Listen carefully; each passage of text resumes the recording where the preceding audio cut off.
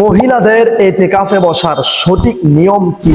মহিলারা এতেকাফে বসে কি কি আমল করবে, কত দিনের জন্য বসবে এবং এতেকাফে বসে এতেকাফ থেকে বের হয়ে পারিবারিক কোনো কাজ করতে পারবে কি না, বিস্তারিত জানতে পারবেন আজকের ছোট্ট একটি ভিডিওর মাধ্যমে।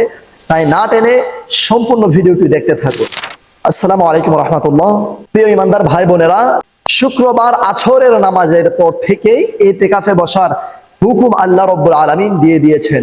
তো প্রিয় ইমানদার বোনেরা, আমার যে সকল মা ও বোনেরা এতেকাফে বসবেন, তাদের নিয়ম হচ্ছে আপনারা এতেকাফে বসবেন এবং আপনাদের এতেকাফকে বসা নিয়ে, যদিও আমি গতকালের আরেকটি ভিডিওতে এতেকাফে বসার সঠিক নিয়ম দেখিয়েছি পুরুষের, আজকে দেখাবো শুধু মহিলাদের এতেকাফে বসার নিয়ম। যদিও অনেকটাই পুরুষের মতোই, তবে মহিলাদের এতেকাফ হচ্ছে ঘরের ভেতরে আর পুরুষদের এতেকাফ হচ্ছে ঘরের বাইরে মসজিদে। প্রিয় ইমানদার বোনেরা, এতেকাফ মূলত তিন প্রকার। একটি হচ্ছে সুন্নত এতেকাফ, আরেকটি হচ্ছে ওয়াজিব এতেকাফ, আরেকটি হচ্ছে মুস্তাহাব এতেকাফ। সুন্নত এতেকাফ হচ্ছে যেটা আল্লাহ রাসূল সাল্লাল্লাহু আলাইহি ওয়াসাল্লাম মাহে রমজানের শেষ দশকে বসতেন। ওয়াজিব এতেকাফ হচ্ছে যদি আপনি কোনো কিছু মান্যত করেন, যে আমি মান্যত করলাম যদি আমার এই কাজটা সফল হয় তাহলে আমি 2 দিনের জন্য, 3 দিনের জন্য, 7 দিনের জন্য এতেকাফে বসবো।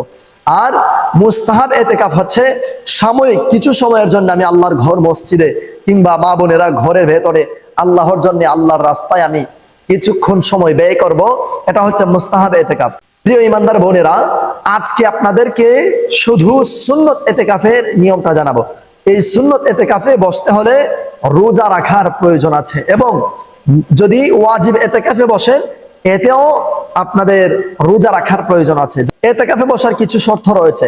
শর্তগুলো হচ্ছে, প্রথমত নিয়ত করা যে আমার মা বোনেরা ঘরে আপনারা বসবেন 7 দিনের জন্য, 10 দিনের জন্য কিংবা 5 দিনের জন্য কিংবা 3 দিনের জন্য। আপনি ঘরের একটা রুমের ভেতরে অথবা একটি কর্নারে শাড়ি অথবা কোনো চাদর দিয়ে ঢেকে এখানে আপনি সব সময় বসে আল্লাহ রাব্বুল আলামিনের জন্য আপনার জিন্দেগি থেকে 5 দিন 10 দিন সময় ব্যয় করবেন। এটা আপনারা এইভাবে বসবেন, এটার নিয়ত করা, এতেকাফে বসার নিয়ত করা। প্রথমত হচ্ছে নিয়ত করা। দ্বিতীয়ত হচ্ছে আপনারা ঘরের কোন একটি কর্নারে একটি রুমে বসবেন, বসে এতেকাফ করবেন। আর পুরুষদের জন্য মসজিদে বসার নিয়ত, মানে মসজিদে বসবে। আর 3 নাম্বার হচ্ছে মুসলমান হওয়া। এবং এতেকাফ সহি হওয়ার জন্য শর্ত হচ্ছে প্রথমত মুসলমান হওয়া, দ্বিতীয়ত জ্ঞানীবান হওয়া, জ্ঞানী হওয়া, তৃতীয়ত হচ্ছে হায়েজ ও নিফাজ মানে পিরিয়ড, মাসিক থেকে বিরত থাকা। আপনি এইসব থেকে বিরত থাকা, এগুলা হচ্ছে শর্ত। যদি এগুলা হয় তাহলে তো আপনাদের ইতিকাফ হবে না।